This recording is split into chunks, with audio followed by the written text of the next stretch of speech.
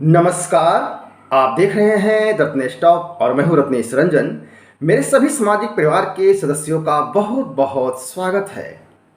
मुनव्वर राना हो या जावेद अख्तर, ये वो लोग हैं जो वामपंथी नकाब के अंदर एक कट्टर उग्रवादी, आतंकवादी, तालिबानी शख्स छिपा हुआ है।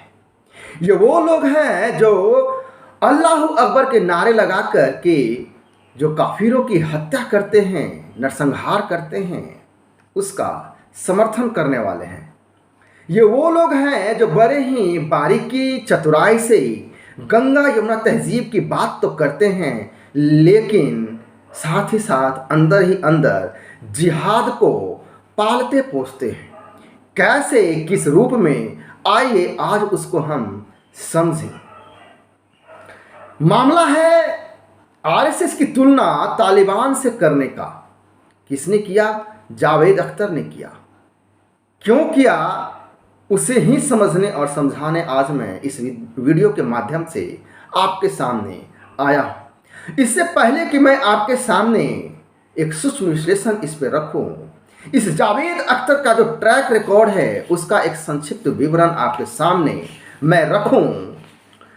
2 अक्टूबर 2020 को जब ड्रग का एंगल आता है सुशांत सिंह हत्याकांड मामले में, तब यह कहता है कि चरस और गांजा मामूली चीजें हैं, इसकी तुलना कोकीन से नहीं की जानी चाहिए। 3 अक्टूबर 2019 को जावेद अख्तर बयान देता है। जब बुर्के पर बैन की बात होती है तो कहता है कि घूंघट पे बैन क्यों नहीं। 21 नवंबर 2017 को जब पद्मावती फिल्म पर हंगामा हुआ तो यह शख्स कहता है कि राजपूत और रजवाड़ों ने अंग्रेजों से कोई लड़ाइयाँ ही नहीं लड़ी है। इसके अलावा मैं आपको बता दूं कि यूपीए सरकार के दौरान यह शख्स राज्यसभा में मनोनीत सदस्य बनता है 2010 से 2016 के बीच। इसकी जो अवधि है, इसकी उपस्थिति मात्र 53% है। 2010 से 2016 के बीच यह मात्र 6 बार बहस में हिस्सा लेता है। और सवाल कितने करता है बहस के दौरान, यह भी अपने आप में बड़ा और पहला सवाल बनता है।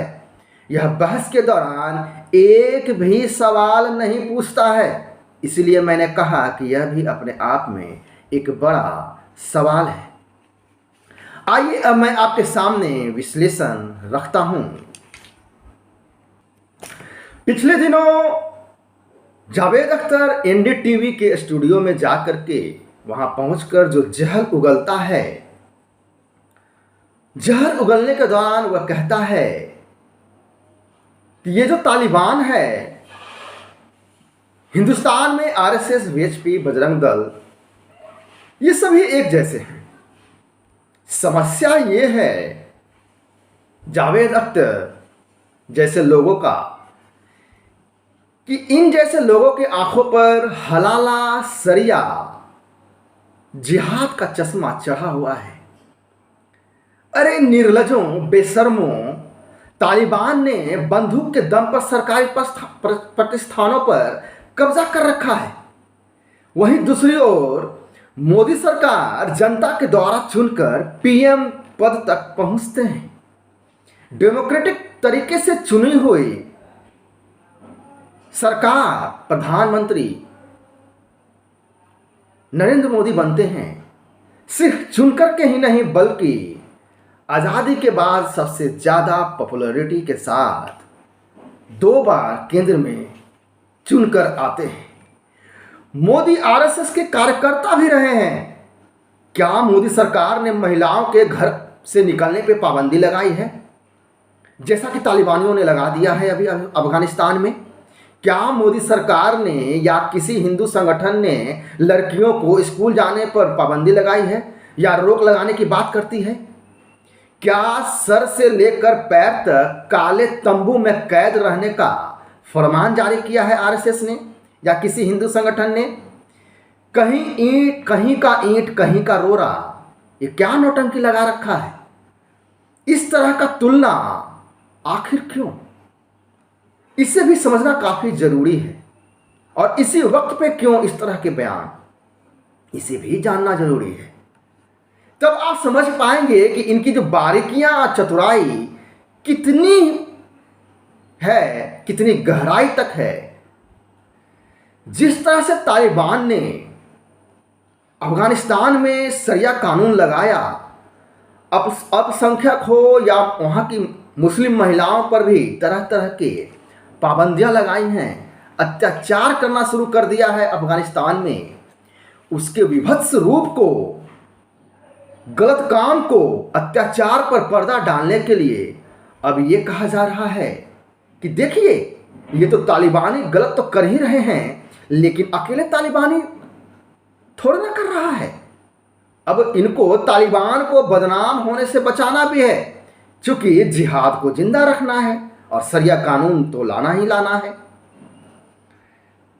अकेले तालिबान को बदनाम क्यों करना है? हिंदुस्तान में भी तो तालिबानी जैसे संगठन है, जावेद अख्तर जैसे लोगों के अनुसार। अब मुझे ये बात समझ में नहीं आता कि तालिबान ने कब और कैसे, कहां चुनाव लड़ लिया, कौन सी जनता ने, कहां की जनता ने तालिबान को सरकार बनाने का मत दिया है। समस्या यह है कि जावेद अख्तर और राणा जैसे लोग जो हैं, जिहादी मानसिकता रखने वाले, बुलेट और बैलेट में अंतर कर ही नहीं पाते, क्योंकि जिहाद तो बुलेट से होता है और लोकतंत्र बैलेट से चलता है। चूंकि शरिया कानून लाना है, अल्लाह अकबर करना है, तो बुलेट की बात तो करनी पड़ेगी। और इसीलिए मुझे लगता है कि ये बुलेट और बैलेट का अंतर जानते हैं, समझते हैं, लेकिन ना समझे कि नौटंकी करते हैं, ढोंग करते हैं। इस ढोंग को हमें समझना जरूरी है। इसलिए ये पढ़े लिखे होते हुए भी गंवारों वाली बात करते हैं और ये गौरवान्वित महसूस करते हैं, क्योंकि ये इनके अंदर जिहाद वाली सोच पल पोस रही होती है।